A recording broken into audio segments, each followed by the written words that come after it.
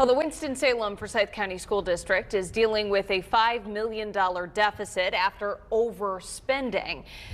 That is what they learned about after an audit. Parents, educators, and staff members at the district are preparing for the potential impact this could have, while many are left wondering how this could happen. Well, Fox 8's Cassie Fambro joins us now after going through more than 80 pages of documents. And Cassie, Superintendent Tricia McManus pointed to inflation, declining enrollment, less federal and state funding, and other revenue challenges as reason for this overspending. And Neil and Katie, she did. And I want to highlight the reduction in federal funding specifically. School districts all over the country were given a portion of what you've heard called ESSER funds. That's 3 rounds of emergency funds related to the COVID-19 pandemic.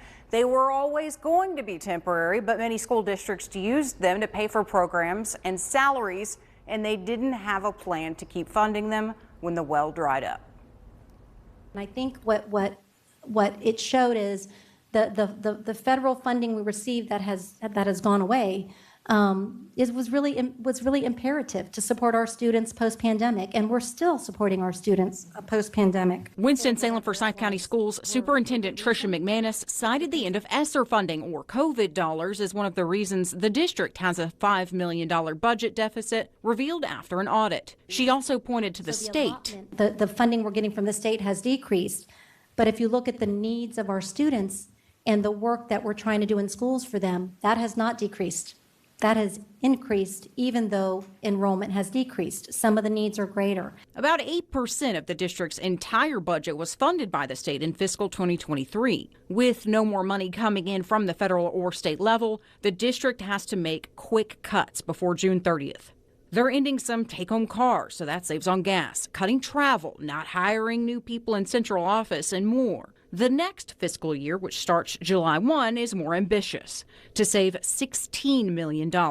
That proposal would change 116 positions. Some are vacant, so they would just be dissolved. Some people would get demoted, some would be reassigned, and others would lose a month of employment, saving $7.2 million right there.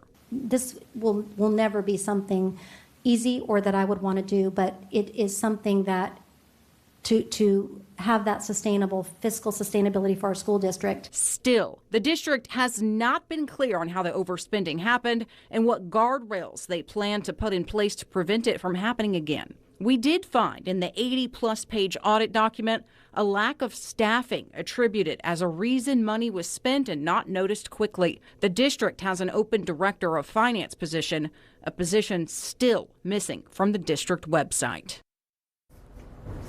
We requested that a district employee sit down and walk me through the many questions that we still have, like what those future guardrails could be, if more personnel cuts are possible, if they overspent grant money.